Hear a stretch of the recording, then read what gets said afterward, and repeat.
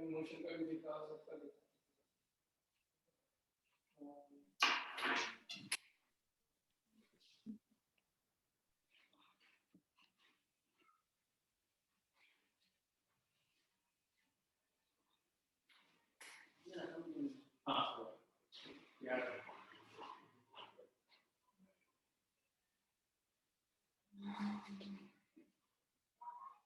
हाँ जी sir, good morning.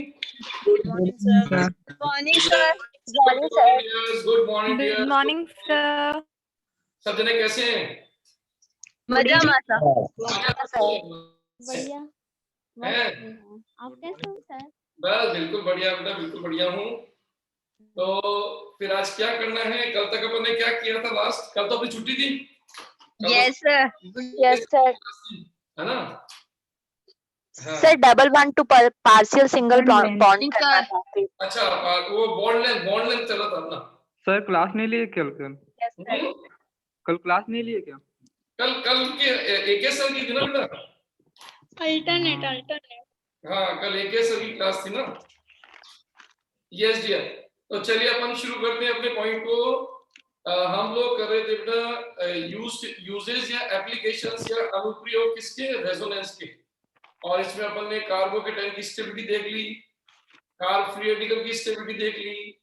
इन दोनों ही केसेस में क्या था, जो कार्बोकेटाइन था या कार्ब फ्री रेडिकल था, ये पहले रेजोनेंस से चेक होता था। जिसके पास रेजोनेंस है वो सबसे ज्यादा स्टेबल, या जिसमें दो में रेजोनेंस एक जैसा है तो फिर अगला चेक होता था H।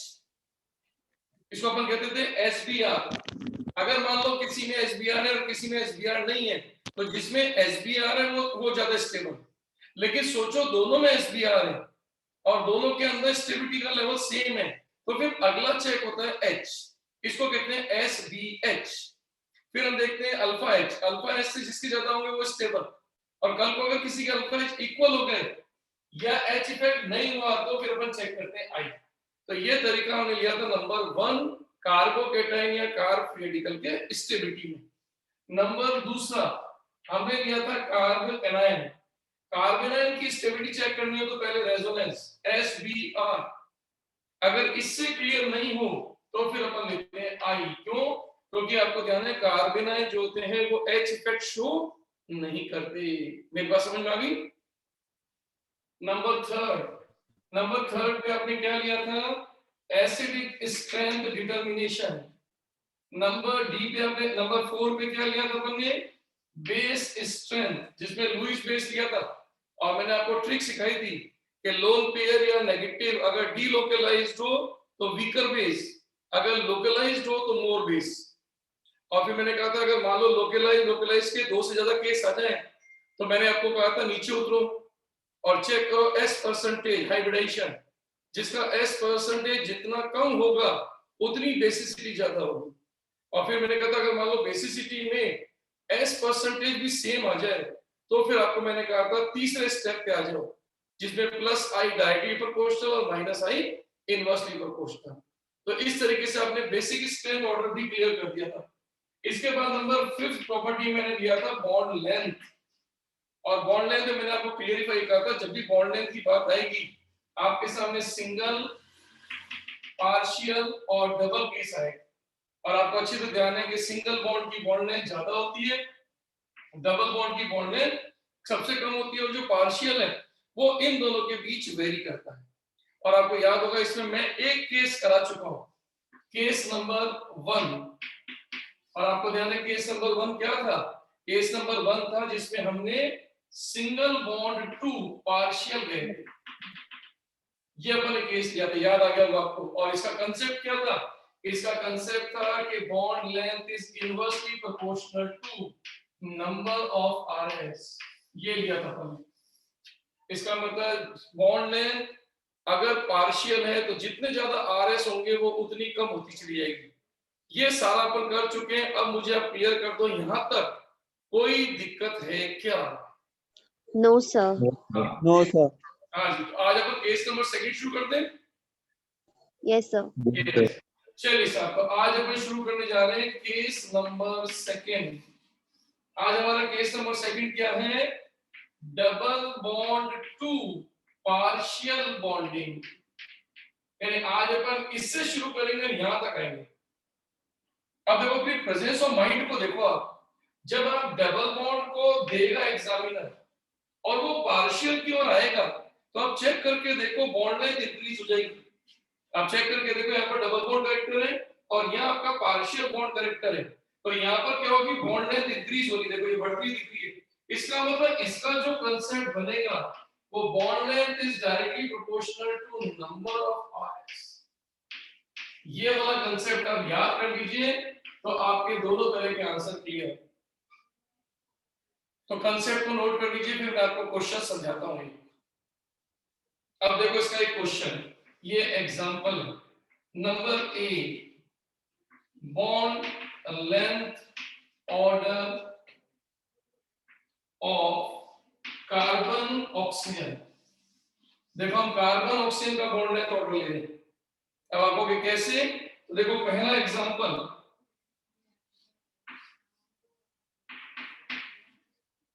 दूसरा एग्जांपल,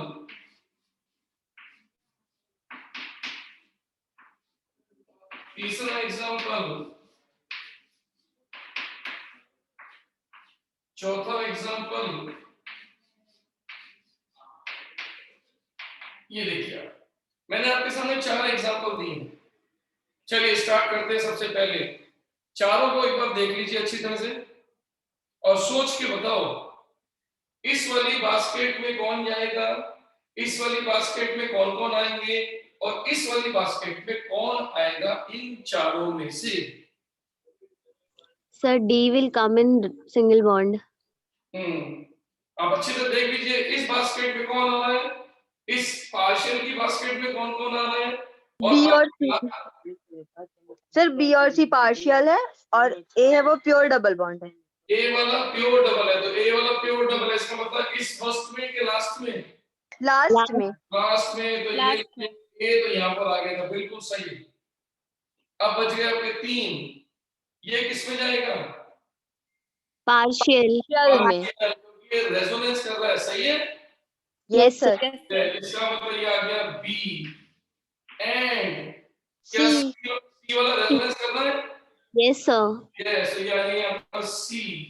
और आपका ये वाला बॉन्ड लेंथ कौन सी है, प्योर Single. बॉन्ड है, प्योर सिंगल। सिंगल। ये आपका एक टेंटेटिव या कहना चाहिए सुपरफिशियल ऑर्डर बन गया। इस ऑर्डर में ये तो कंफर्म हो गया कि ये फर्स्ट होगा और ये लास्ट होगा। अब कंपैरिजन किसको करना है और इन दोनों को डिस्टिंग्विश करने के लिए ये कंसेप्ट, क्योंकि आप सोच के देखो, अगर आप इसको रेजोनेट करोगे, देखो ये रेजोनेंस, अगर आप इसको रेजोनेट करोगे तो आपका ये डबल बॉन्ड सिंगल हो जाएगा। देखो ये देखो, पाई इलेक्ट्रॉन ऊपर घूमेगा, ये पाई इलेक्ट्रॉन यहाँ पर आएगा, तो ये O हो जाएगा नेगेटिवली चार्ज और ये आ जाएगा पॉजिटिवली चार्ज। केवल 2 ही स्ट्रक्चर बनेंगे, तो 50% double bond character, 50% single bond character. अब इसको अगर हम देखें तो चेक कीजिए, इसका पहला स्ट्रक्चर,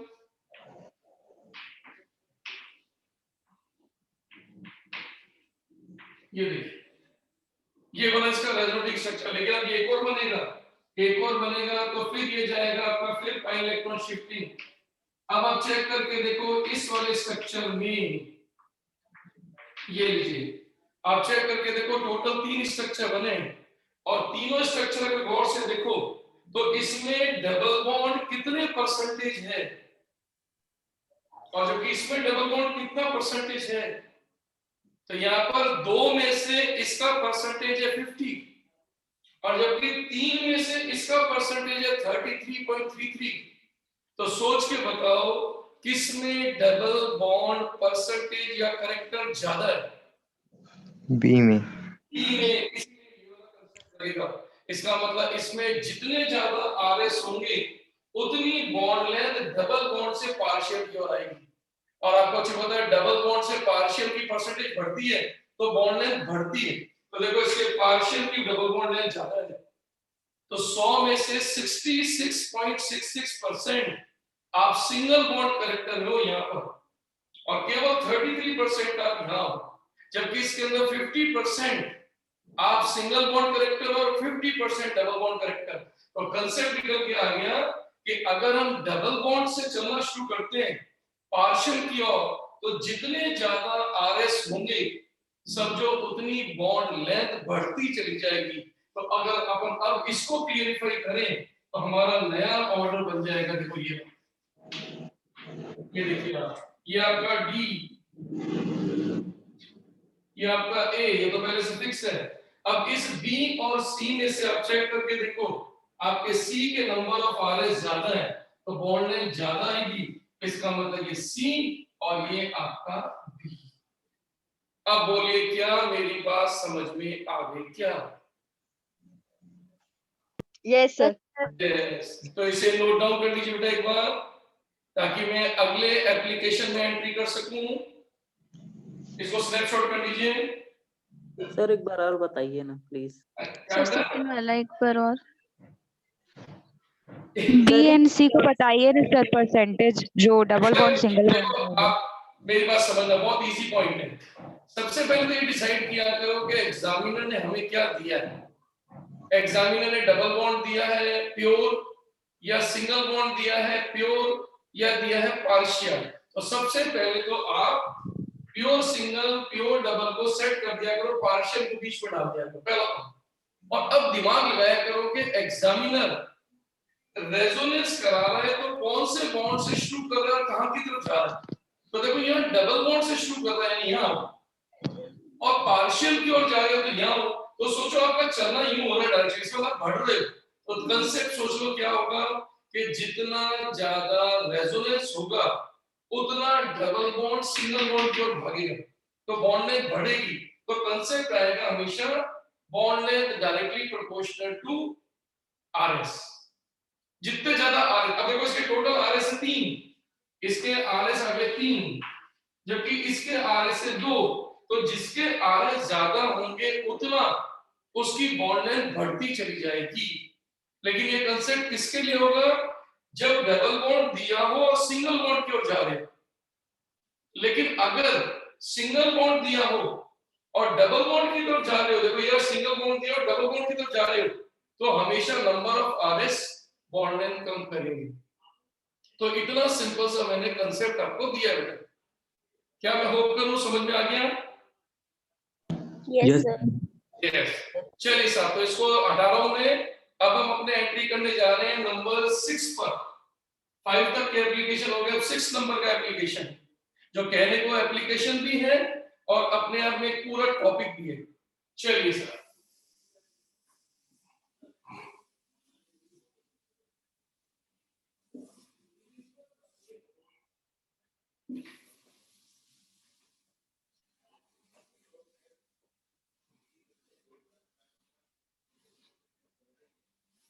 यस ये तो देखिए आज हम एक बहुत ही इंपॉर्टेंट टॉपिक लेने जा रहे हैं, जो इसका नंबर 6 कह लो। बोलिए आप, ये नंबर 6 कह लीजिए, या हम इसका नाम दे देते हैं एरोमेटिक या एरोमेटिसिटी, जिसे अपन शॉर्ट में बोलेंगे ए। इसका सिंबल आएगा ए, एरोमेटिसिटी। हिंदी में आप इसको बोलते हो अम्लीयता, सॉरी एरोमेटिकता, एरोमेटिकता। इसके बाद नंबर 2 अपन लेने जा रहे हैं anti aromaticity, anti aromaticity. Short में इसको बोलेंगे ए ए, हिंदी में अपन बोलेंगे एंटी एरोमेटिकता। और तीसरे नंबर पे अपन लेंगे इसके अंदर एंड नॉन एरोमेटिसिटी।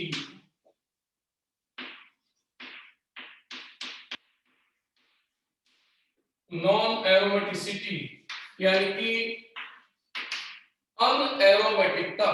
तो हम 3 के लिए कंपैरिजन करने जा रहे हैं, एरोमेटिकता, एंटी एरोमेटिकता और नॉन एरोमेटिकता, नॉन एरोमेटिसिटी। तो ये 3 तरह की चीजों पर आज हम काम करने जा रहे हैं और इन तीनों में हमारा रेजोनेंस काम आने वाला है। तो सबसे पहले तो शुरू करते हैं अपन पहला पॉइंट जिसको सीखने जा रहे हैं, एरोमेटिकता। तो चलिए सबसे पहले शुरू करेंगे अपन एरोमेटिकता।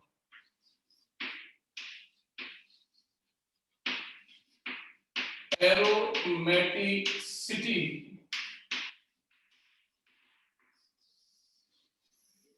देखो सबसे पहले आज अपन एरोमेटिसिटी सीखने जा रहे हैं। अब ये एरोमेटिसिटी क्या है इसको अगर आप समझें तो एरोमेटिसिटी में जो वर्ड आ रहा है एरोमा, अगर मैं इसकी खोज की बात करूं तो एरोमा शब्द का मतलब होता है सुगंध, स्वीट फ्रेग्रेंस, यानी कि अपन कह सकते हैं स्वीट स्मेल, यानी अपन कह सकते हैं प्लीजेंट स्मेल। तो खुशबू के लिए वर्ड बना था एरोमा, लेकिन हुआ क्या, बाद में कुछ नए कंपाउंड जुड़ते चले गए जिनमें खुशबू तो नहीं थी, लेकिन ये नाम इतना फेमस हो गया कि उन सबको नाम दिया गया एरोमेटिक। लेकिन एरोमेटिक कंपाउंड में क्वालिटी होती है, एरोमेटिक कंपाउंड में कुछ गुण होते हैं, एरोमेटिक कंपाउंड में कुछ कैरेक्टर्स होते हैं। अगर आज के बाद वो कैरेक्टर्स, वो लक्षण हमें किसी कंपाउंड में या स्पीशीज में दिख जाए तो हम उसके लिए नाम देंगे एरोमेटिक का। अब पॉइंट आता है कि सर ये हेलो सर। हाँ जी बेटा। सर जी आप एरोमेटिक में डबल ए क्यों डाल रहे हो? एक ही ए आएगा ना, सिंगल ए। सॉरी एरोमेटिक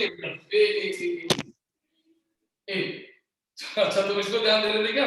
ये तो मिसप्रिंटिंग हो गई तो यस, तो मैं ये कह रहा था कि एरोमेटिसिटी या एरोमेटिक का दिखाने वाले कंपाउंड या स्पीशीज कुछ विशिष्ट लक्षण दिखाते हैं। अगर कोई बच्चा उन लक्षणों को पकड़ ले तो वो उन लक्षणों के बेस पर कंपाउंड को पहचान लेता है कि ये एरोमेटिक है, ये एंटी एरोमेटिक है और ये नॉन एरोमेटिक है। तो आज हम यही कंपैरेटिव स्टडी करने जा रहे हैं। तो सबसे पहले मैंने आज पिक किया है एरोमेटिसिटी। तो देखिए बेटा, जो एरोमेटिसिटी है उस एरोमेटिसिटी के अंदर हम कह सकते हैं स्पेसिफिक फीचर्स, जिसका मतलब होता है विशिष्ट गुण। अब आपका कंपाउंड अगर ये विशिष्ट गुण दिखा दे तो समझ जाना वो एरोमेटिक है। फिर मैं आपको ट्रिक भी सिखाऊंगा जिससे आप ट्रिक मेथड से अपने आंसर को जल्दी चेक कर पाओगे। लेकिन पहले पूरा प्रोसेस अगर मैं शो करूं तो इस प्रोसेस को मैंने आपके सामने ऐसे लिया है, जिसका नाम है सी, ये पी, ये आर और ये एच। ये 4 कैरेक्टर्स हैं जिनको मैंने शॉर्ट फॉर्म कर दिया है ताकि आपको याद करना आसान हो जाए। C P R H. अब आपको कैसा सी क्या है, तो सी का मतलब है साइक्लिक, चक्रीय।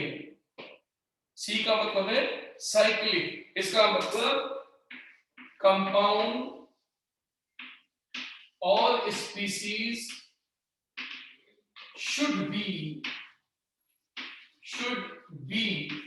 cyclic। इसका मतलब आपका यौगिक चक्रीय होना जरूरी है। अगर यौगिक चक्रीय नहीं है तो एरोमेटिकता को तुरंत मना कर देना, कैसा वो एरोमेटिक हो ही नहीं सकता। उसकी सबसे पहली शर्त यही है कि साहब सबसे पहले वो चक्रीय होना चाहिए, पहला पॉइंट। अब दूसरा शब्द आता है पी। ये पी शब्द का अर्थ है प्लेनर। इसका अर्थ है प्लेनर। प्लेनर का मतलब होता है समतलीय। इसका मतलब कंपाउंड और स्पीशीज शुड बी प्लेनर, यानी कि समतलीय हो। अब बच्चा कहेगा सर मैं कैसे पता लगाऊं कि वो समतलीय है कि नहीं? तो समतलीय कौन होते हैं, ध्यान रखना, जिनका संकरण sp2 या sp हो। अगर उसके केंद्रीय परमाणु का संकरण sp2 या sp हो तो वो प्लेनर कहलाते हैं। अब पॉइंट आता है कि सर मैं सब जगह पर अगर संकरण निकालने लग गई तो मेरा टाइम तो किल हो जाएगा। तो फिर मैं आपको एक शॉर्ट ट्रिक समझाता हूं, और वो शॉर्ट ट्रिक क्या है कि अगर आपको प्लेनर चेक करना हो तो एक छोटी सी चीज चेक करना, सभी परमाणु जितने भी उस वलय के अंदर परमाणु है सभी परमाणु Cp हो। अब Cp तो जानते हो ना, कॉन्जुगेटेड पोजीशन, जो कि रेजोनेंस में भाग लेता है वो केंद्रीय परमाणु Cp हो, यानी वो रेजोनेंस के अंदर उसका हिस्सा भाग लेता हो, तो तुरंत समझ जाना वो प्लेनर ही होगा। तो आपके लिए आज के बाद आसानी हो गई कि अभी मैं हिंट भी दूंगा, आपको सिखाऊंगा भी कि अगर आप संकरण चेक नहीं कर पाओ, करना भी नहीं चाहिए, टाइम वेस्ट होता है, तो बस ये चेक कर लेना कि Cp होना चाहिए उसका परमाणु। जैसे बेंजीन रिंग है तो बेंजीन में 6 परमाणु कार्बन, लेकिन 6 के 6 देखो डबल बॉन्ड टच करते हैं। तो वो Cp। इसका मतलब Cp यानी कॉन्जुगेटेड पोजीशन अगर सारे परमाणु बन जाए रिंग के तो तुरंत समझ जाना सभी के सभी परमाणु लेगा। अब तीसरा पॉइंट आता है R। इस R का मतलब है रेजोनेंस। इसको कहते हैं रेजोनेंस। इसका मतलब कंपाउंड और स्पीशीज should show resonance। और रेजोनेंस भी कैसा? कंटिन्यूअस। कंटिन्यूअस आप कहोगे कंटिन्यूअस कैसे? जिसमें इलेक्ट्रॉन बकायदा एक पूरा चक्कर लगाता है, पूरी वलय बनती जाए, चक्रा घूमता जाए ऐसे गोल गोल गोल गोल गोल गोल। बताऊंगा कैसे। तो लगातार अगर इलेक्ट्रॉन चलेगा तो अंदर पूरा एक पार्शियल बॉन्ड बन जाएगा, पूरा गोला बन जाएगा। जैसे बेंजीन में आपने देखा होगा बीच में गोला बनाते हैं। इसका मतलब होता है कि उसमें इलेक्ट्रॉन लगातार चक्कर लगा रहा है ऐसे। तो इसका मतलब अगर आपका रेजोनेंस कंटिन्यूअस है तो ये तीसरी शर्त पूरी होगी। लेकिन तीन शर्तों से काम नहीं चलेगा। अभी चौथी शर्त बड़ी भारी है। ये इसको देने वाले वैज्ञानिक के नाम पे शर्त को रखा गया।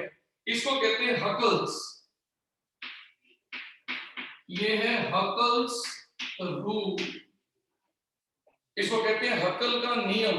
और ये हकल का नियम है 4n+2 पाई इलेक्ट्रॉन सिस्टम। इसका मतलब आपकी तीन शर्तें पूरी हो जाए लेकिन चौथी शर्त भी होनी जरूरी है। इसको कहते हैं हकल का नियम। अब पॉइंट क्या आता है, सब हकल के नियम में n क्या है? तो मैं आपको बताता हूं, जब तक मॉडर्न थ्योरी नहीं आई थी तब तक तो ये कहा जाता था कि हकल में n का मतलब होता है बेंजीन वलयों की संख्या, क्योंकि शुरू में केवल बेंजीन कंपाउंड पे भी चेक हुआ था। तो इसका नाम हुआ था जितनी बेंजीन वलय होगी उतनी n वैल्यू आ जाएगी। लेकिन बाद में मॉडर्न कांसेप्ट ये कहता है कि ये इंटीजर है। n का मतलब है इंटीजर। ये है इंटीजर। और इंटीजर में 0, 1, 2, 3, 4 कोई भी अंक रख दीजिए इंक्लूडिंग 0। तो ये n वैल्यू 0 भी हो सकती है, 1 भी हो सकती है, 2 भी हो सकती है, 3 भी हो सकती है। तो आज के बाद अब समझ लो छोटा सा पॉइंट कि आज के बाद कोई भी कंपाउंड एरोमेटिक है, कोई भी जाति एरोमेटिक का दिखा रही है तो उसे ये चार शर्तें पूरी करनी पड़ेगी। क्लियर? अब मैं आपके सामने एक काम करता हूं, इस हकल का जो नियम है इसकी टेबल बना के आपको देता हूं।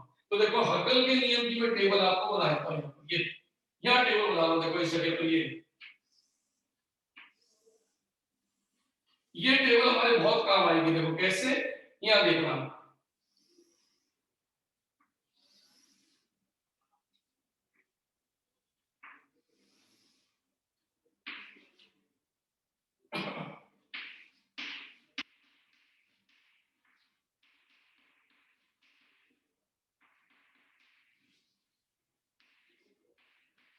ये देखो मैंने टेबल में तीन चीजें लिखी हैं। नंबर 1 लिखा है मैंने n, यानी हम n कितना मान रख रहे हैं, 1 रख रहे हैं, 2 रख रहे हैं, 0 रख रहे हैं, क्या मान रख रहे हैं वो मान नहीं मैं रखूंगा। ये हकल का नियम फिट करेंगे 4n+2 पाई इलेक्ट्रॉन और फिर चेक करेंगे पाई बॉन्ड कितने। तो देखो आपको क्लियर करता हूं कैसे। जैसे मान लो किसी कंपाउंड में n वैल्यू 0 है, तो n वैल्यू 0 जब आप ध्यान रखोगे तो 4 × 0 + 2 तो ये बन जाएगा 2 पाई इलेक्ट्रॉन तंत्र। इसका मतलब आज के बाद किसी भी यौगिक, किसी भी जाति, किसी भी स्पीशीज में अगर 2 पाई का इलेक्ट्रॉन सिस्टम दिख गया तो हम उसे एरोमेटिक में डाल देंगे। इसी तरह से अगर n वैल्यू रख दिया अपन 1 तो चेक करके देखो, इसका मतलब 1 रखने पर 4 एकम 4 और 2 6 तो ये बन जाएगा 6 पाई इलेक्ट्रॉन। अगर हम वैल्यू रख दें 2 तो चेक कीजिए, इसका हो जाएगा 10 पाई इलेक्ट्रॉन। अगर हम वैल्यू रख दें 3 तो 4 दिया 12 और 2 14 तो ये 14 पाई इलेक्ट्रॉन। और इसी तरह से लिस्ट लंबी होती चली जाएगी। तो n का मान 0, 1, 2, 3, 4, 5, 6 कुछ भी रखो और आपकी ये वैल्यू इसी रेशो में बढ़ती जाएगी। 2 पाई, 6 पाई, 10 पाई, 14 पाई। अब दिमाग लगाओ, ये पाई के इलेक्ट्रॉन है, इसका मतलब एक पाई बॉन्ड में 2 इलेक्ट्रॉन होते हैं। तो सोचो इसका मतलब 2 पाई वाला जो तंत्र है उसमें पाई बॉन्ड 1 होगा, क्योंकि एक पाई बॉन्ड में 2 इलेक्ट्रॉन होते हैं। तो 6 पाई वाले में 3 पाई बॉन्ड बनेंगे, 10 वाले में 5 पाई बॉन्ड होंगे, इसका मतलब 14 पाई वाले में 7 होंगे। तो आप चेक करके देखो ये सभी के सभी विषम हैं, ये सभी के सभी ऑड है। इसका मतलब आज के बाद ये पिक्चर क्लियर हो गई, इसे नोट कर लीजिए। मैं इसके एग्जांपल कराना शुरू करता हूं, पहले इसको नोट कर लो।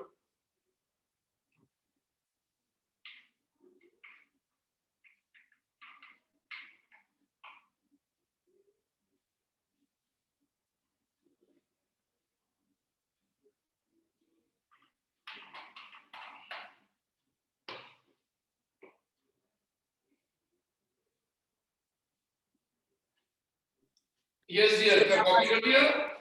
Yes sir. हाँ, अब फाइव देखो, वन थ्री फाइव। आपको एक एग्जांपल समझाता हूं, देखना आप। जैसे सबसे फेमस एग्जांपल है बेंजीन। ये देखो, आप सबने खूब पढ़ा हुआ है कि सब ये एरोमेटिक है, ऐसे ही जानते हो आप नॉर्मली, लेकिन गौर से देखो। सबसे पहले हम शर्तों को चेक करते हैं। सी, आप चेक करो, देखो ये चक्रीय है। Yes sir. P, planar. Planar का मतलब है इसके जितने भी एटम रिंग बना रहे हैं, तो रिंग बना रहे हैं 6 कार्बन। अब देखो 6 के 6 कार्बन sp2 है, देखो। तो आप अगर sp2 निकालते हैं तब भी सही है, और अगर आप जानते हैं कि cp, तो देखो गौर से देखो, ये पाई इस पाई का अल्टरनेट है, ये पाई इस पाई का अल्टरनेट, तो हर एटम cp हो गया। इसका मतलब इसके 6 के 6 एटम cp हैं, तो दूसरी शर्त देखने की जरूरत ही नहीं। अब तीसरा पॉइंट, रेजोनेंस। तो आपको अच्छी तरह पता है, देखो ये रेजोनेंस चल रहा है, देखिए। अब पॉइंट आता है सब इसमें हकल का नियम लगाओ। तो अगर आप हकल का नियम लगाते हो तो चेक करके देखो इसमें कितने पाई बॉन्ड है, कितने पाई इलेक्ट्रॉन है। तो इसमें कितने पाई बॉन्ड है? 3। तो 3 तो पाई बॉन्ड है, और आपको ध्यान है 3 होता है विषम, ये रहा। तो देखो चेक करके देखो, इसके 6 पाई इलेक्ट्रॉन है, देखो 2, 2 4 और 2 6। इसका मतलब ये कंपाउंड एरोमेटिक हो गया। इसका मतलब एरोमेटिक होने के 2 तरीके हैं, या तो इस नियम से चेक करो, या अगर आप शर्तें समझ जाओ तो तुरंत पाई इलेक्ट्रॉन चेक करो। जब अपन शॉर्टकट चलेंगे, फास्ट चलेंगे, तो हमारा तरीका थोड़ा फास्ट हो जाएगा। क्या कि हम तुरंत समझ जाएंगे कंपाउंड साइक्लिक है, हम तुरंत समझ जाएंगे इसमें 6 एटम भले में हैं और 6 के 6 सीपी हैं। तो जैसे हमें लगा 6 के 6 सीपी हैं, हम तुरंत इसके पाई बॉन्ड गिन लेंगे या पाई इलेक्ट्रॉन गिन लेंगे, जो आपकी चॉइस हो। अगर कोई बच्चा पाई इलेक्ट्रॉन गिनता है तो हर बॉन्ड का दुगना हो जाएगा, 1 2 3 3 6, 6 पाई इलेक्ट्रॉन सिस्टम है। तो अपन कह सकते हैं कि इसमें 6 पाई बॉन्ड है या 6 पाई इलेक्ट्रॉन सिस्टम है। तो आज के बाद जो भी चीज आपको समझ में आ जाए और उसका आगे बोल दो कि ये एरोमेटिक है। अब जैसे मैं एग्जांपल बदलता हूं, मान लो मैंने एग्जांपल ये ले लिया, ये देखो। अब मान लो मैंने ये एग्जांपल लिख दिया, साइक्लोप्रोपीन। अब दिमाग लगा के सोचो, क्या ये कंपाउंड साइक्लिक है? Yes sir. Yes sir. दूसरा पॉइंट है, क्या ये प्लेनर है? No sir. No sir. इसका रीजन क्या हो गया समझो, क्योंकि इसका रीजन हो गया कि इसमें ये दो तो सीपी का पार्ट बन सकते हैं, लेकिन ये तो sp3 हो गया। आप चेक करके देखो, इसके पास तो कोई संयुग्मी तंत्र ही नहीं है, इलेक्ट्रॉन चलेगा ही नहीं। इसका मतलब इसमें ये आपका प्लेनर कंडीशन हट गई थी। इसका मतलब ये कंपाउंड एरोमेटिकता नहीं दर्शा रहा, तो आगे बढ़ने की जरूरत ही नहीं है। इसके पाई बॉन्ड मत गिनना, गलती हो जाएगी। अब आप कहो सर इसकी जगह पर अगर हम ये लिख देते हैं, इसको कहते हैं साइक्लोप्रोप-इनाइल केटायन, साइक्लोप्रोप-इनाइल केटायन। अब इसको गौर से देखो, इसमें रिंग में 3 कार्बन है, और प्रत्येक कार्बन को गौर से देखो तो वो कहीं ना कहीं किसी सीपी को पकड़ेगा। Yes sir. डबल बॉन्ड है या आवेश है, कोई ना कुछ होना चाहिए। तो सोचो इसका मतलब ये एक संयुग्मी तंत्र है। देखो positive single bond, double bond, single bond, positive. इसका मतलब संयुग्मी तंत्र है। इसका मतलब इसके तीनों कार्बन इस समय sp2 संकरण। और अगर आप फास्ट चलना चाहते हो तो सब के सब सीपी। और जैसे आपने सबके सब सीपी को देखा, अब गिनो इसमें कितने पाई बॉन्ड या पाई इलेक्ट्रॉन? एक पाई बॉन्ड। बॉन्ड है।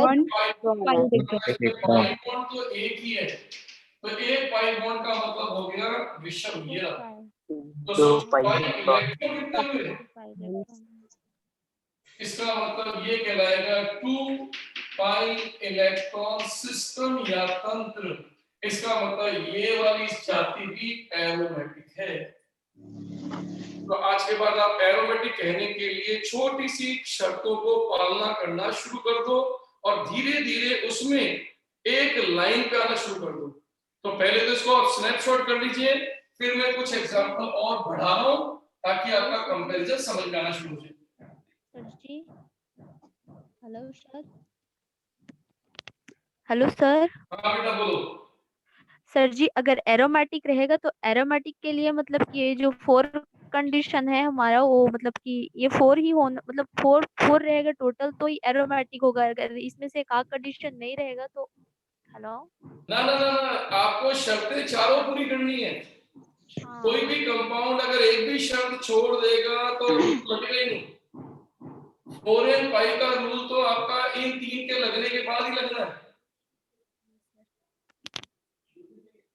आपको बेटा जो भी एरोमेटिक कंपाउंड होते हैं उनमें अपने को 4 शर्तें चेक करनी पड़ती हैं, लेकिन आप नीट या जेई मेंस या जेई एडवांस देने बैठे हो तो आपका पॉइंट ये नहीं कि आप धीरे धीरे चेक करो। आपको ऐसा शॉर्ट तरीका निकालो कि बहुत तेजी से आंसर निकल जाए। तो नियम के हिसाब से तो ये 4 रूल चेक करने पड़ते हैं। पहले चक्रीय देखो, फिर हर किसी का संकरण देखो। लेकिन मैंने कहा सब ऐसा करने से अच्छा है कि आप फटाफट ये देखो कि उस वलय में जितने परमाणु हैं केंद्र वाले, वो सभी के सभी सीपी हों तो ये 2 शर्तें तो अपना आप ही पूरी हो जाती है। और फिर हमें ये तीसरी शर्त चेक ही नहीं करनी पड़ती। अगर ये 2 शर्तें पूरी हो गई तो तुरंत हम टेबल का उपयोग करना शुरू कर सकते हैं। जैसे मैंने क्या किया, इसको देखते कह दिया कि इसके केंद्रीय परमाणु पर 3 परमाणु कार्बन के, देखो 1 2 3, यानी इसकी वलय में 3 कार्बन है और चेक करो तीनों के तीनों कार्बन सीपी हैं, यानी अनुनाद में भाग लेने वाले। जबकि देखो यहां पर नहीं था, तो जैसे हमें लगा यहां पर नहीं है तो हमने शर्त ही चेक नहीं की, इसका मतलब एरोमेटिक है ही नहीं। लेकिन इसमें देखो आपकी ये भी सीपी है, ये भी सीपी है, ये भी सीपी है, तो इसका मतलब जैसे सीपी हो तुरंत ये वाला हकल रूल लगा दो। और हकल रूल को लगाने के लिए आपको कुछ करने की जरूरत नहीं है, सिर्फ टेबल याद कर लो या इतना याद कर लो कि सब पाई बॉन्ड विषम होने चाहिए। तो पाई बॉन्ड एक है इसका मतलब एरोमेटिक, या फिर पाई इलेक्ट्रॉन निकाल लो क्योंकि जितने बॉन्ड होंगे उसके दुगने इलेक्ट्रॉन होंगे।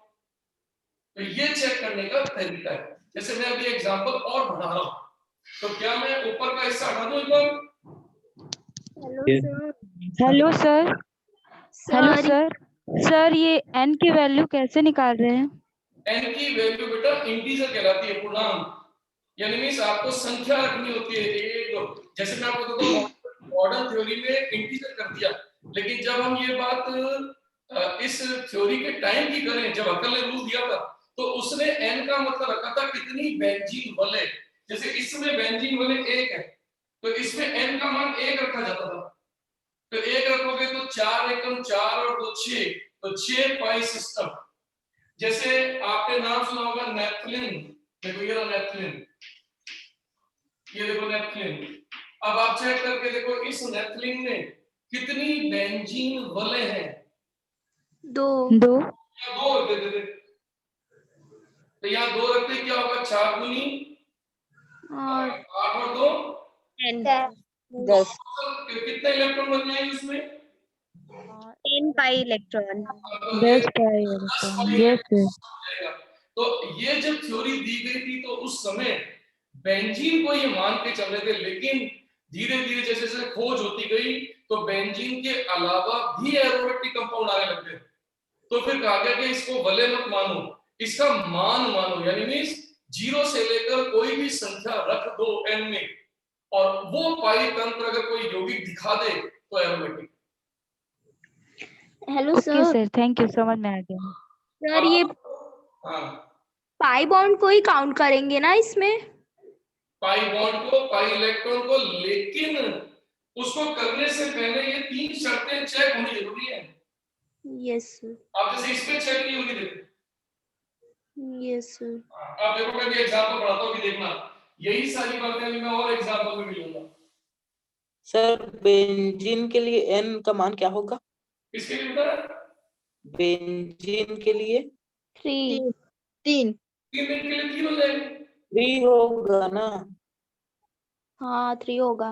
भाई ये जैसे एंथ्रासिन, जैसे ये एंथ्रासिन, ये देखो ये एंथ्रासिन कहलाता है, ये देखो ये एंथ्रासिन। अब इसमें बेंजीन वाले कितनी है? 3 3 लगोगे, जब ये 3 लगोगे तो 4 3 12, 12 और 2 14 ये ना मैंने 14 पहले लिख दिया था। तो सोचिए ये जो n अगर आप भले के हिसाब से रखोगे तो आप अच्छे क्वेश्चन नहीं कर पाओगे बेटा, क्योंकि भले वाला तंत्र खत्म हो गया, वो मॉडल थ्योरी से हट गया। अब मॉडल थ्योरी में तो कहता है कि हम n का मान 0 से लेकर कितना भी रखते चले जाए, उससे जो तंत्र बनेगा अगर वो हमें यौगिक में दिख जाए तो वो एरोमेटिक। जैसे इसमें बेंजीन वाले है ही नहीं, देखो ये देखो, इसमें बेंजीन वाले नहीं है, ये देखो, तो आप ये n वैल्यू तो रख नहीं सकते। Yes sir. ऐसे तो फिर आप क्या करोगे, आप शर्तें चेक करोगे और चेक करोगे कि इसमें कितना पाई तंत्र है। तो जब आपकी शर्तें चेक हो जाएगी तो इसमें 2 पाई तंत्र निकलेगा, और 2 पाई तंत्र आप चेक करके देखो n वैल्यू 1 से आ रहा है, इससे आ रहा है 1 पाई बॉन्ड। इसके बाद आपने n वैल्यू 0 रखी, तभी तो 2 पाई का नंबर है। यस तो भले का सिस्टम मॉडर्न कंसेप्ट में हट गया। अब मेरी बात समझ में आ गई? यस सर वो आप जैसे मैं एग्जांपल पढ़ा रहा हूं, अब सर जैसे यू क्या है? बेटा यू क्या है सर? यू क्या है? वो यू नहीं है 4 है। नहीं 4 है वो 4 n + 2। सर वो 4 को यू समझ रहा है इसे। बेटा यू नहीं है, 4 है, 4 बोल दो, 4n + 2 पाई इलेक्ट्रॉन। बढ़ो आगे पे। Yes. अब जैसे देखो इस समय मैंने एक एग्जांपल लिया ट्रोपोनियम, ये देखो ये एग्जांपल है ट्रोपोनियम, ये देखो ये है ट्रोपोनियम। अब इस ट्रोपोनियम आयन के अंदर गौर से देखो, टोटल वलय में 7 कार्बन है कि नहीं? देखो यस सर, अब आप देखो सातों के सातों CP. Yes sir, yes sir. अच्छा है, आप तो ये देख लो कि सातों के सातों कार्बन पे डबल बॉन्ड या कोई आवेश होना चाहिए बस, आपकी ट्रिक फास्ट हो जाए। है सर। तो इसका मतलब आपकी सेकंड शर्त पूरी होगी। अब आप सोचो, आपने एक ही झटके में देख लिया कि इस चक्रीय यौगिक में सारे के सारे कार्बन प्लेनर है, क्योंकि सबके सब सीपी हैं। तो फिर तुरंत ये चेक कर लो, रेजोनेंस तो हो ही रहा होगा, हमको पता ही है, क्योंकि संयुग्मित तंत्र तो रेजोनेंस तो होना ही है। तो ये वाला पॉइंट हमारा फटाफट खत्म हो जाएगा। अब आप इसमें हकल का नियम देखो, तो गौर से देखो इसमें कितने पाई बॉन्ड्स हैं? 3 तो इसमें 3 पाई बॉन्ड्स हैं, या कितने पाई इलेक्ट्रॉन तंत्र है? 6 पाई इलेक्ट्रॉन तंत्र है। तो चेक करो आपकी लिस्ट में, तो आपकी लिस्ट में क्या 6 पाई इलेक्ट्रॉन सिस्टम या 3 पाई बॉन्ड का है क्या? Yes sir. यस कह दिया तो फिर ये हो गया एरोमेटिक। सर अब पकड़ना की बात। अब मेरी बात को मैं आगे फिर समझाता हूँ। सोचो अगर इसकी जगह पर मैं ऐसे लिख देता,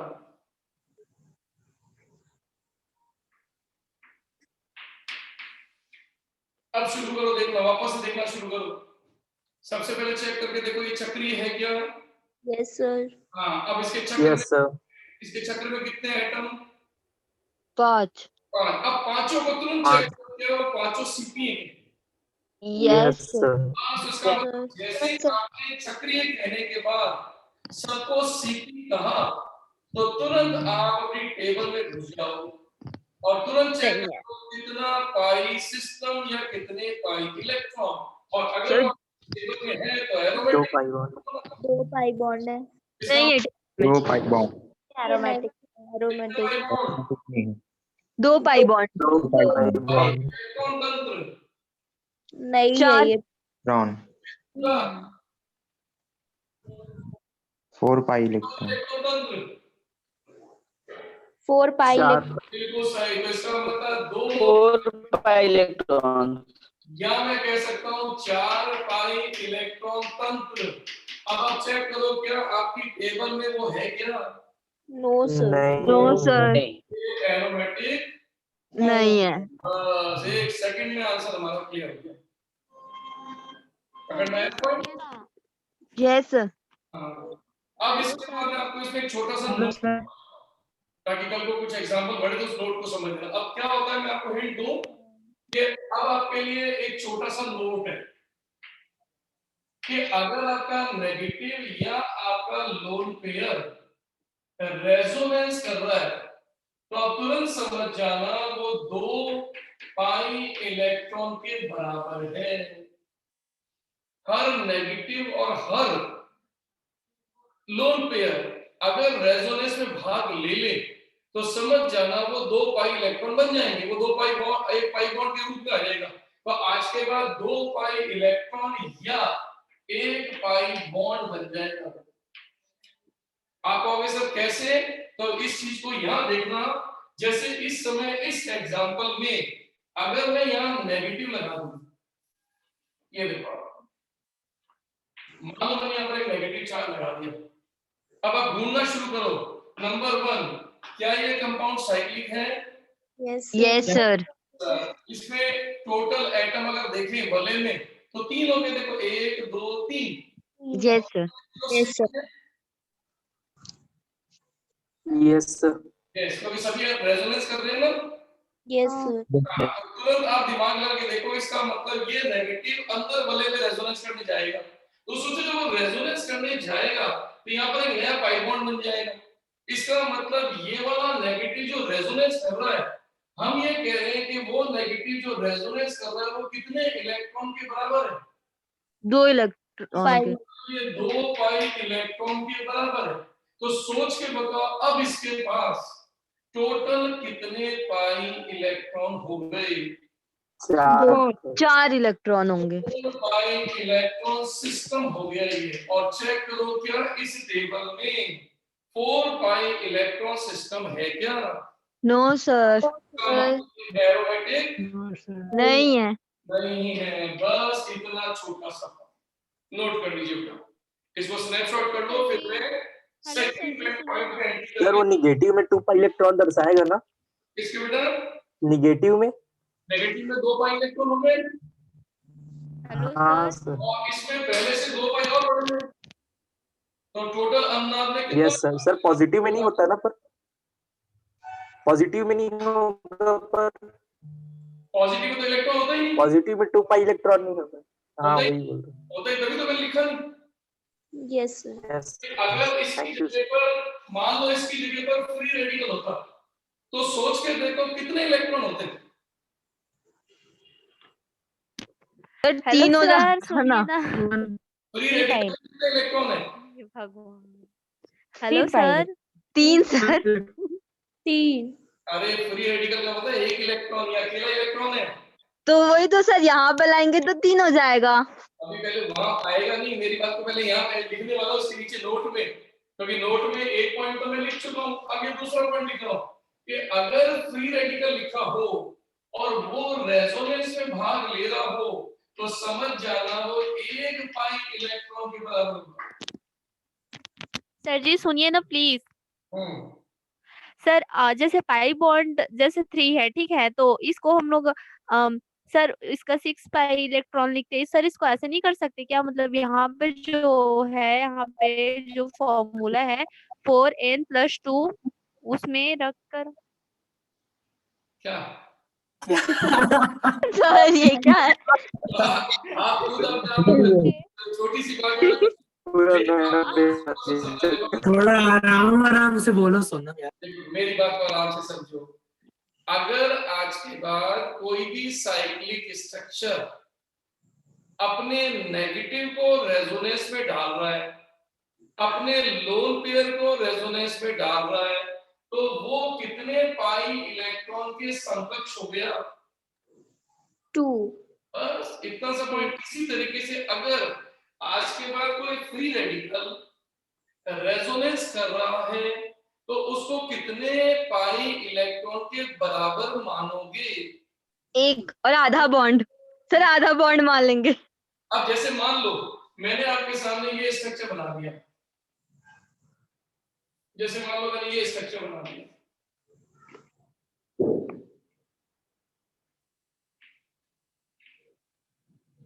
ये बना दिया। अब शुरू करते हैं। चलो सबसे पहले चेक करके देखो इसकी वलय में कितने एटम? 6। वलय कितने कार्बन से बनी हुई है? सर 6 ना। ये वलय कितने कार्बन से बनी है? पूरे इसमें कितने एटम है कार्बन के? 6। अब आप चेक करके देखो ये 6 के 6 कार्बन की कॉन्जुगेटेड पोजीशन में आए, क्योंकि सबके सब रेजोनेंस में भाग ले रहे हैं। देखो चेक करो, नहीं, देखो ये सर आप अटक जा रहे हो। Double bond single bond double bond double bond single bond free radical, इस तरह सभी के सभी रेजोनेंस में भाग ले रहे हैं कि नहीं ले रहे? सर फ्री रेडिकल भी पार्टिसिपेट करता है रेजोनेंस में? सारे करते क्यों किया नहीं आपने? सर नहीं आ रहा। इलेक्ट्रॉन देगा ना पर। हाँ सर याद नहीं आ रहा था। चलेगा, सारे रेडिकल चलते हैं। अब आप सोचो इसका मतलब, अब इसमें हकल का नियम लगाओ। हकल का नियम लगाते हो तो एक नॉर्मल बच्चे को तो पाई बॉन्ड कितने दिख रहे हैं? 2 तो कितने इलेक्ट्रॉन दिख रहे हैं? 4 उसको दिख रहे हैं 4 पाई टोटल इलेक्ट्रॉन। 6। लेकिन क्या ये रेजोनेंस में भाग ले रहे हैं कि नहीं ले रहे? ले रहे ले रहे हैं। फ्री रेडिकल कितने पाई के बराबर? 1 पाई 1 पाई इलेक्ट्रॉन। और 1 पाई का ये इलेक्ट्रॉन हो गया, तो सोच के बताओ टोटल कितने पाई इलेक्ट्रॉन का सिस्टम बन गया? 6 पाई। सर जी सुनिए ना, यहीं पे सुनिए है सर, सर। थोड़ा सा यहीं पे हाँ, सर सर। सुनिए ना। सर मैं यहीं पे बोल रही हूँ कि यहाँ पे मतलब 2 बॉन्ड है ना, तो उसको हम लोग ये जो है क्या बोलते हैं, जो हैगल वाला जो फॉर्मूला, मान लो कि 4n + 2 है, उसमें रख कर नहीं कर सकते सर कि मतलब 4 दूनी 8 + 2 10। आपको हकल रूल का मतलब है कि जब आप इसके टोटल पाई इलेक्ट्रॉन इसके अंदर n का मान रखने पर आपके टोटल पाई इलेक्ट्रॉन इस टेबल से मैच कर जाए, वही एरोमेटिक होगा। तो आपने उसको मैच करवा दिया। कैसे? 2 पाई इलेक्ट्रॉन 2 पाई इलेक्ट्रॉन और 2 पाई इलेक्ट्रॉन, तो टोटल पाई इलेक्ट्रॉन कितने हो गए?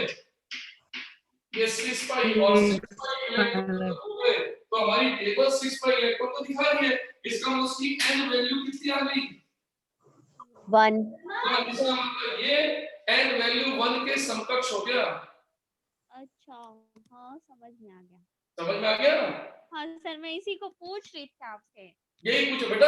ये जब हकल ने जब दिया था तो बेंजीन को बेस मान के दिया था, लेकिन बाद में तो बेंजीन हर जगह नहीं आया ना, तो इसको बेंजीन के समकक्ष करने के लिए n वैल्यू हमने टेबल में निकाल दी। इसलिए अब हम कभी n वैल्यू रखते नहीं है।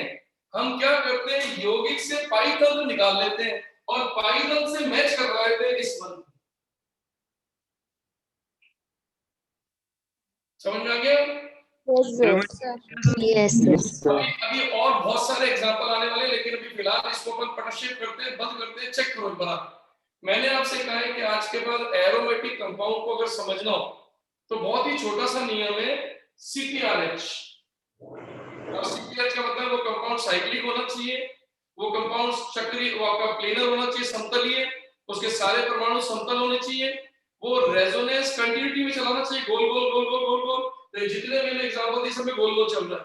लेकिन वो कहता है कि एरोमेटिक तब कहना जब वो हकल के नियम के बराबर हो जाए। अब हकल के नियम के बराबर होने के लिए हमने एक टेबल बना ली। हमने कहा सब अगर हकल में n वैल्यू 0 हो तो इतने इलेक्ट्रॉन सिस्टम होना चाहिए और इतने पाई बॉन्ड होने चाहिए। जिसमें भी ये चीज आ जाए समझ जाओ वो एरोमेटिक है। अब कल को अगर मान लो जैसे मैंने इस समय ये एग्जांपल ले लिया, ये एग्जांपल ले लिया मान लो, तो आप इसमें आंसर देने से पहले सोचो क्या ये साइक्लिक है? Yes, sir. लेकिन इसमें सारे 6 के 6 कार्बन रेजोनेंस करने में भाग लेंगे क्या? नो नहीं। सर। आपने बोला नो, अब कुछ भी नहीं देखना, इसका मतलब कैंसिल हो। Yes, sir. अगर ना Yes, यहाँ लेगा आप करेगा अब हो जाएगा। इसमें कितना पाई इलेक्ट्रॉन तंत्र आता?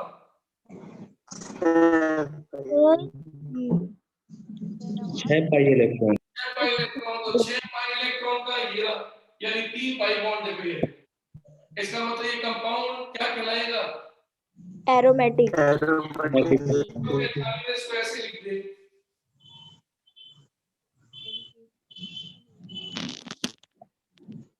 ये ऐसे लिख दे। अब आप सोच के शुरू करो, क्या ये साइक्लिक है? Yes sir. अनुनाद में भाग लेने। Yes sir. Yes sir. आपने बोला यस सर, अब तुरंत आप इसमें चेक कर लो कितना पाई इलेक्ट्रॉन है। 6 पाई। 2 पाई इलेक्ट्रॉन। तो इसका मतलब 2 इलेक्ट्रॉन ये रहे, 2 ये रहे, 2 ये रहे, और इसमें है ही नहीं। तो Yes, 6 पाई इलेक्ट्रॉन का तंत्र बन गया ये। 6. तो 6 पाई का तंत्र बन गया, तो ये रहा 6 पाई वाली टेबल में। इसका मतलब ये कौन कहलाया? अब बताओ एरोमेटिक का मतलब समझ में आ गया कि नहीं? Yes, sir. अब इसको करते हैं बंद। अब अगली हेडिंग डाल लो या लिख लो एंटी एरोमेटिकता। तो देखो अब मैं इसको हटा रहा हूं।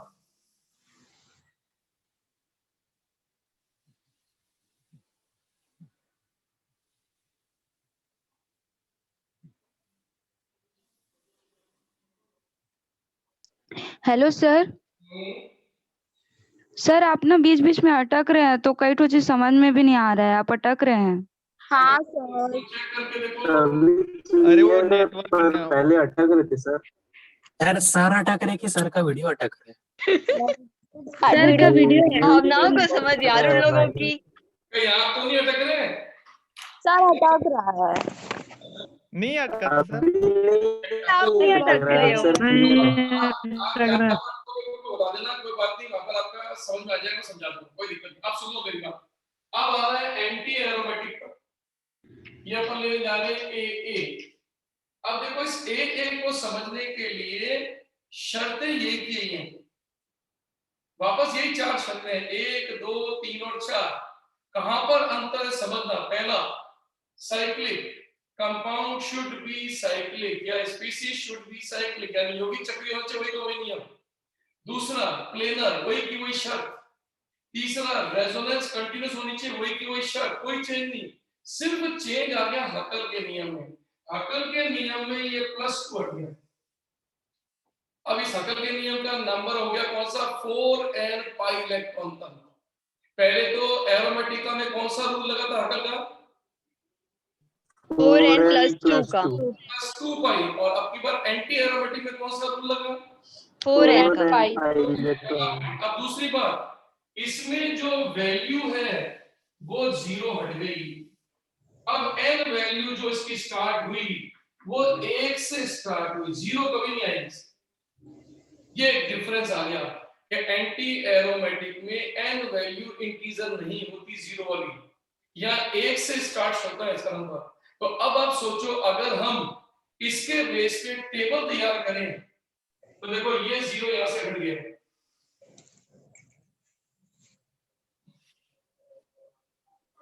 देखो इस टेबल को मैं दोबारा तैयार कर देता हूं। ये लो सर, अब देखो आपकी टेबल में दोबारा तैयार कर देता हूं। ये टेबल,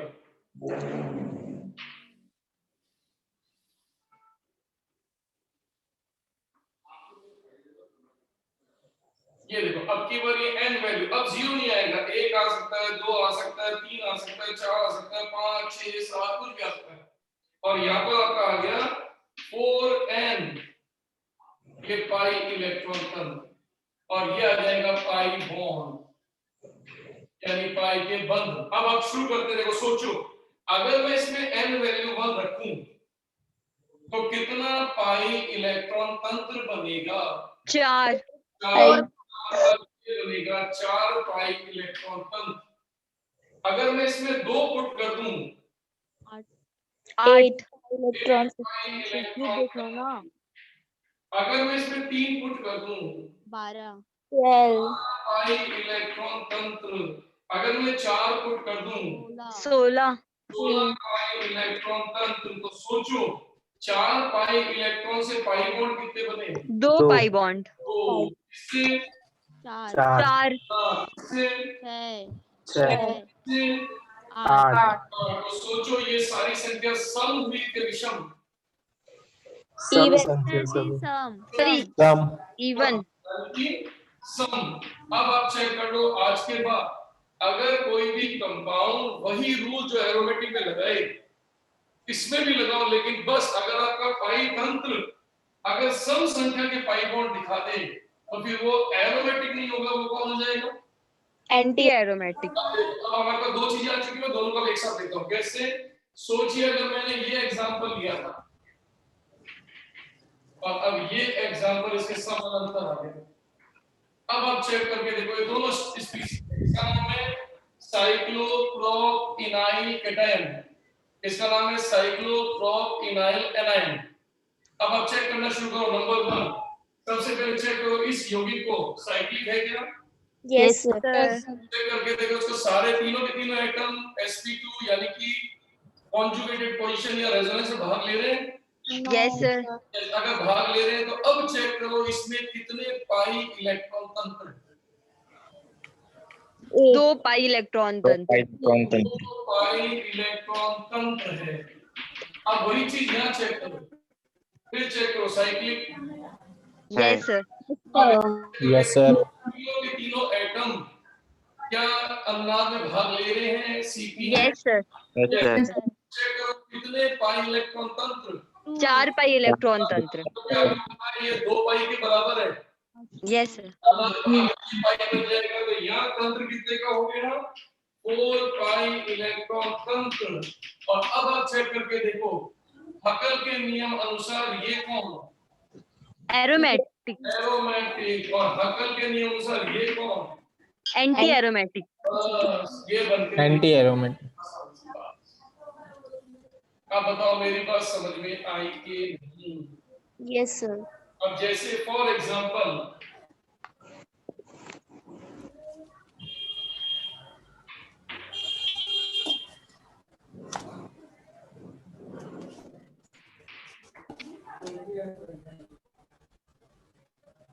अब अपने दिमाग का यूज करके दोनों का आंसर दो। देखो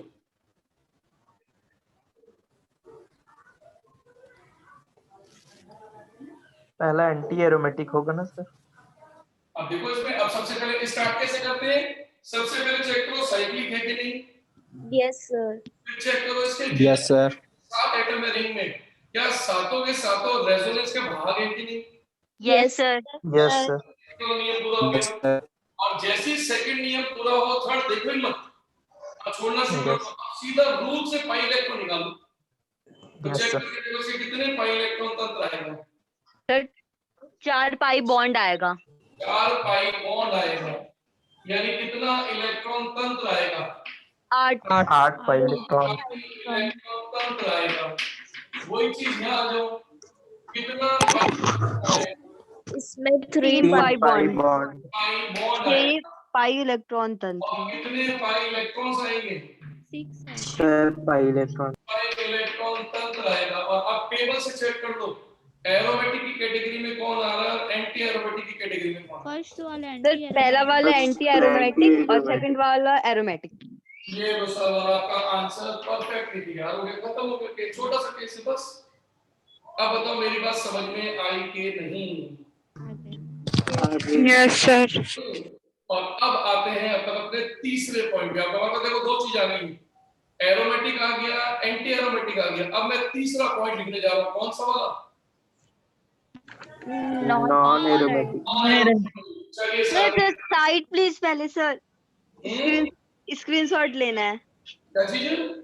सर, स्क्रीनशॉट लेना है साइट प्लीज। अच्छा अच्छा अच्छा अच्छा। तो इसका मतलब तो अगर मेरी फोटो के साथ ले लेते तो पता चलता सर पढ़ा रहे थे, मेरा भी सर, सर पढ़ा था। सर पीछे का टेबल नहीं बनाई थी ना, तो नहीं दिख रहा था, आप खड़े हो गए थे तो। चलो अब बता दो। सर आपको याद करने के लिए आपकी फोटो की जरूरत नहीं होती, हमको ऐसे ही याद कर लेते हैं। एक साथ में सुन लो। चलो अब देखो इसके अंदर हमारे पास कंसेप्ट चेक करो। एरोमेटिक का कंसेप्ट हो गया, एंटी एरोमेटिक का कंसेप्ट हो गया। तो तीसरे नंबर पर हम बात करने जा रहे हैं नॉन एरोमेटिक। अब नॉन एरोमेटिक की डेफिनेशन बहुत ही इजी। एक और ए का क्या मतलब है? एरोमेटिक। ए का मतलब कौन है? एरोमेटिक। Anti aromatic. तो जो कंपाउंड एरोमेटिक नहीं है, जो कंपाउंड एरोमेटिक नहीं है, वो सारे क्या है? Non aromatic. Non aromatic. तो इसकी डेफिनेशन ये बन गई। ये देखो, neither aromatic nor anti-aromatic are non-aromatic। बस इतनी सी डेफिनेशन। वो यौगिक जो एरोमेटिक नहीं हो और ना ही एंटी एरोमेटिक हो, तो फिर वो बचे हुए सारे के सारे किस बास्केट में जाके गिरेंगे? Non aromatic. अब आपको के सब कैसे? तो सोचिए ये एग्जांपल। अब आप देखो, इस एग्जांपल को आपने देख लिया एरोमेटिक, इस एग्जांपल को देख लिया एंटी एरोमेटिक। अब चेक करके देखो इसको, क्या ये आपकी शर्तें पूरी करके एरोमेटिक या एंटी एरोमेटिक हो रहा है क्या? No no sir. Sir. No sir, non aromatic. बस ये लो सब, इतना छोटा सा पॉइंट है। तो नोट कर लीजिए इसके अंदर कि जो यौगिक एरोमेटिक नहीं है, जो यौगिक एंटी एरोमेटिक नहीं है, वो सारे के सारे नॉन एरोमेटिक। तो आज के बाद अपने चेक करने के तरीके को धीरे धीरे फास्ट करना है। इसके लिए मैं आपको कुछ एग्जांपल दे रहा हूं और कुछ अपवाद भी दूंगा, लेकिन मैं कुछ एग्जांपल देने जा रहा हूं। पहले इसको नोट कर लीजिए। मैं आपको एक लिस्ट देता हूं पूरी।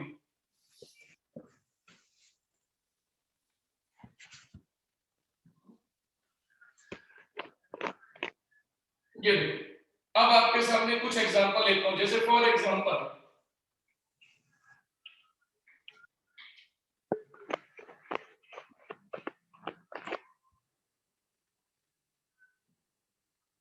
चेक करके बताओ क्या? सर एंटी एरोमेटिक है। Anti aromatic. अब आपने देखो इसका एक सेकंड पकड़ लिया, एंटी एरोमेटिक, और बिल्कुल सही आंसर है। और अगर मैं इसको ऐसे लिखता,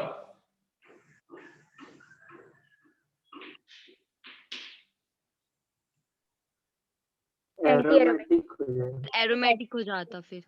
एरोमेटिक में भी डॉट है। पॉजिटिव है। अब देखो ये पॉजिटिव, पॉजिटिव में इलेक्ट्रॉन नहीं है। हाँ। लेकिन चेक करके देखो, इसकी वलय में 6 कार्बन, 6 के 6 रेजोनेंस से भाग ले रहे हैं। यस। तो अब निकालो पाई बॉन्ड कितने? एक पाई बॉन्ड, पाई बॉन्ड है। 2 पाई इलेक्ट्रॉन। बताओ ये कौन सी टेबल से मैच करेगा? एरोमेटिक। एरोमेटिक। तो बोले अब एरोमेटिक। सोचो अगर यही एग्जांपल ऐसा होता, नॉन एरोमेटिक। Non aromatic. आगे की नहीं आगे। यस। और अब एक छोटा सा पॉइंट और नोट कर लीजिए, स्टेबिलिटी ऑर्डर। स्टेबिलिटी ऑर्डर, स्थायित्व का क्रम। आज के बाद इन तीनों की तुलना करोगे तो सबसे ज्यादा स्टेबल है एरोमेटिक, उसके बाद स्टेबल है नॉन एरोमेटिक, और आपको ध्यान है एंटी एरोमेटिक रूम टेम्परेचर पे तो एग्जिस्ट ही नहीं करता। क्योंकि आपको हल्का सा हिंट मैं दे दूं कि एंटी एरोमेटिक जो होते हैं वो अस्थायी होते हैं, अनस्टेबल होते हैं। क्योंकि उनके जो पाई इलेक्ट्रॉन होते हैं वो एंटी बॉन्डिंग ऑर्बिटल में होते हैं, तो ऐसे में उनकी एग्जिस्टेंस या उनका स्थायित्व नहीं होता। तो कमरे के तापक्रम पे जब भी पूछा जाए कौन नहीं स्थायी हो पाएगा, तो हमेशा उसका आंसर कौन होगा? Anti aromatic. और अगर तुलना की जाए कि स्टेबिलिटी का ऑर्डर क्या है, तो हमेशा एरोमेटिक का स्थायित्व सबसे ज्यादा होगा। उसके बाद सर इसका रीजन? मेटिक। सिंपल, एरोमेटिक में क्या होता है बेटा, अनुनाद करने से वो अपनी ऊर्जा को कम कर देते हैं, एनर्जी को कम कर देते हैं। और अगर कोई अपनी एनर्जी को कम कर रहा है तो वो सिस्टम स्टेबल है, और ये एरोमेटिकता से कर रहा है तो इसको अपन कहते हैं रेजोनेटिंग एनर्जी बढ़ा रहा है। तो किसी भी कंपाउंड की रेजोनेटिंग एनर्जी का मान जितना ज्यादा होता है, इसका मतलब उसकी स्टेबिलिटी उतनी ज्यादा होती है। तो सामान्य भाषा में एरोमेटिक कंपाउंड अपने को खुद को स्थायी करते रहते हैं अनुनाद करके, और ये नियम का पालन करके। लेकिन नॉन एरोमेटिक जो होते हैं वो क्या करते हैं कि उनमें एंटी बॉन्डिंग में इलेक्ट्रॉन नहीं जाता, इसीलिए वो इनसे तो कम स्थायी होते हैं, लेकिन ये एंटी एरोमेटिक ज्यादा स्थायी होते हैं। एंटी एरोमेटिक में उल्टा है, इसमें इलेक्ट्रॉन जो पाई इलेक्ट्रॉन होते हैं वो एंटी बॉन्डिंग में चले जाते हैं, और एंटी बॉन्डिंग में अस्थायी होता है, एनर्जी बढ़ जाती है। तो ऐसी कंडीशन में वो अस्थायी होते हैं, ये रूम टेम्परेचर पे एग्जिस्ट ही नहीं करते। अब हेलो सर। जी सर जी मेरे को ना एक बात समझ में नहीं आ रही कि देखो ना, ये जो नॉन एंटी एरोमेटिक है ना, तो माइक को पास ला सोनम, आवाज नहीं आ रहा है तेरा। अच्छा हाँ सर, ये जो नॉन एंटी एरोमेटिक में जो आप एंटी एरोमेटिक का जो लास्ट, आपने वर्ड गलत ले लिया, नॉन एंटी एरोमेटिक।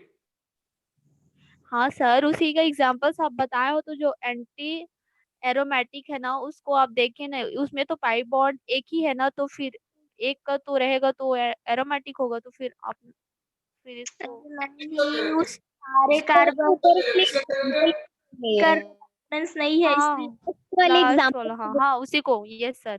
कौन सा एग्जांपल ये ले रहे हो क्या? हाँ हाँ हाँ, तो अब इसको देखो, ये साइक्लिक है कि नहीं? है। क्या ये रेजोनेंस कर सकता है क्या?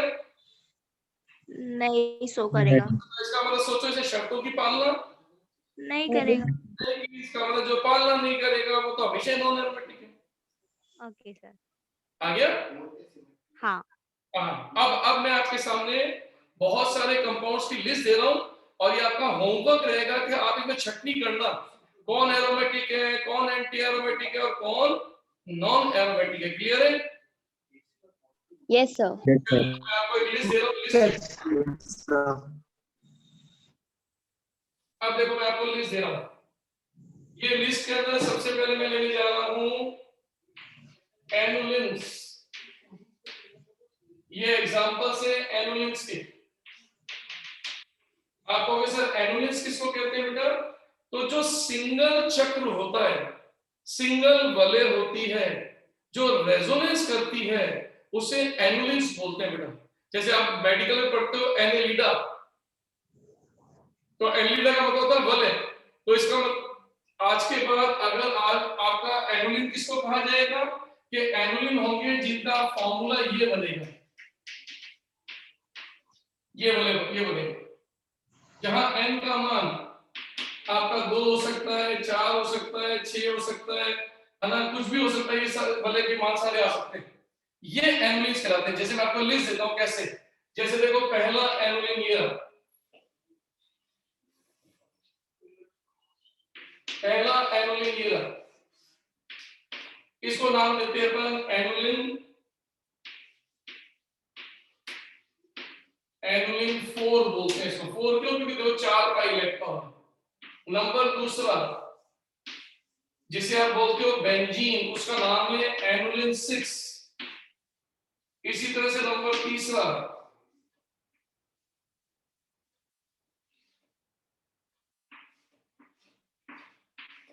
इसको बोलते हैं एनुलिन 8। इसी तरह से नंबर 4 के अंदर आएगा आप किसके अंदर?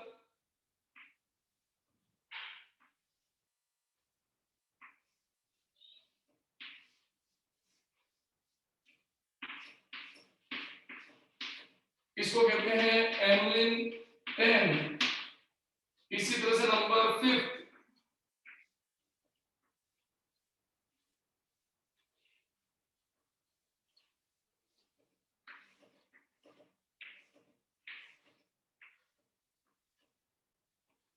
इसका नाम है एनुलिन 12।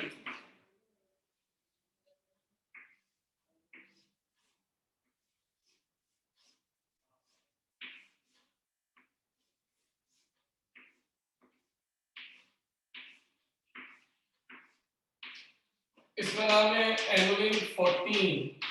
ये देखो, ये सारे के सारे एनुलिन्स कहलाते हैं बेटा। पेपर में इन्हें एनुलिन के नाम से दिया जाता है क्योंकि सभी के सभी एकल चक्रीय हैं, सब में केवल एक ही वलय, बस वलय का साइज बढ़ता जा रहा है, किसी में 4 कार्बन है, किसी में 6 है, किसी में 8 है। तो ये सारे एनुलिन्स कहलाते हैं। इनका formula CH double bond CH का होल N है। आप इसके नंबर बढ़ाते जाओ, 2 कर दो, 3 कर दो, 4 कर दो, 5 कर दो, ये 2 हो सकता है, 3 हो सकता है, 4 हो सकता है, 5 कुछ भी हो सकता है। अब जैसे देखो इसमें 2 ही है, CH के 2 सेट है, इसमें 3 set, CH double bond CH, ये आपका 3 हो गया। अब यहाँ देखो 4 हो गया, 1 2 3 और 4 ये हो गया। अब देखो इसमें 5 हो गया, देखो 1 2 3 4 और 5। इसका मतलब इन्हें कहते हैं एनुलिन। और आपका काम क्या होगा, आप बकायदा कल जब वापस आओगे तो इनमें चेक करोगे कि आपके एंटी एरोमेटिक है, नॉन एरोमेटिक है या एंटी एरोमेटिक, ये चेक करोगे आप।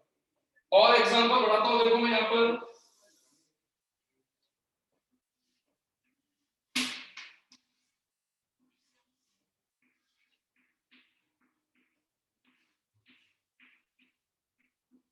इस एग्जांपल का नाम है फ्यूरेन।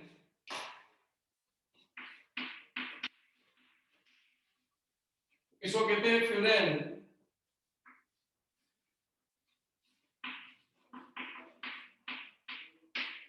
इसको कहते हैं पायरोल।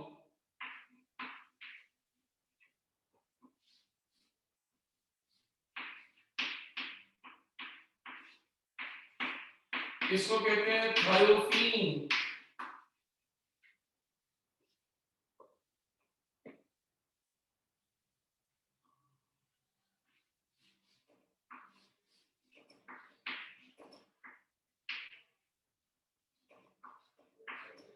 इसको कहते हैं पिरिडीन।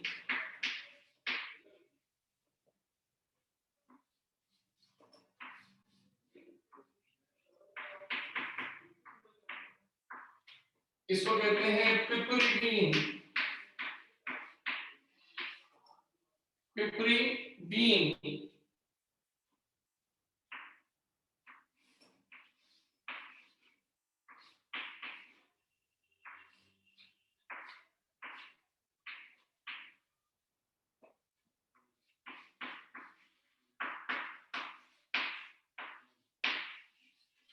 इसका नाम है इमिडोजोल।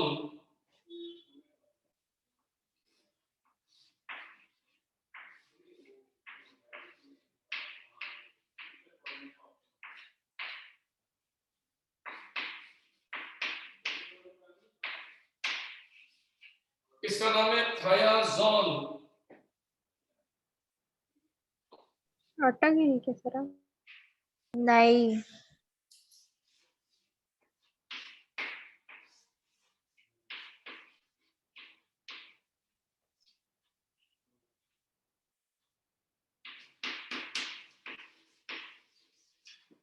इसको कहते हैं इंडोल।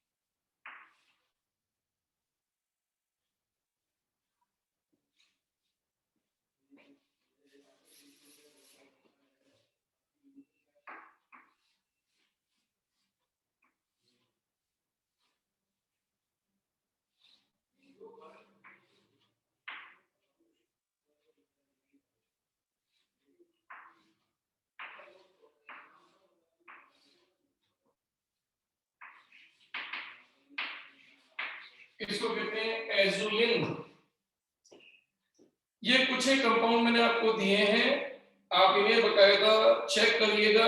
तो नेक्स्ट टर्म पे जब हम मिलेंगे तो इसमें से आपको कुछ अपवाद भी मैंने डाल दिए हैं, वो अपवाद की डिस्कशन में करूंगा कल आपसे, लेकिन अभी फिलहाल आप अपने नियम से चेक करना कौन एरोमेटिक है, कौन एंटी एरोमेटिक है और कौन नॉन एरोमेटिक है। फिर मैं डिस्कस करने के बाद नेक्स्ट पॉइंट पे एंट्री करूंगा। क्लियर है? Okay sir, thank sir you. कल तो छुट्टी रहेगी। Best of luck. थैंक कल यू। की छुट्टी रहेगी। कल तो की सर नहीं आएंगे, कल फिजिकल केमिस्ट्री होगा। हाँ, मंडे को मिलेंगे सर से।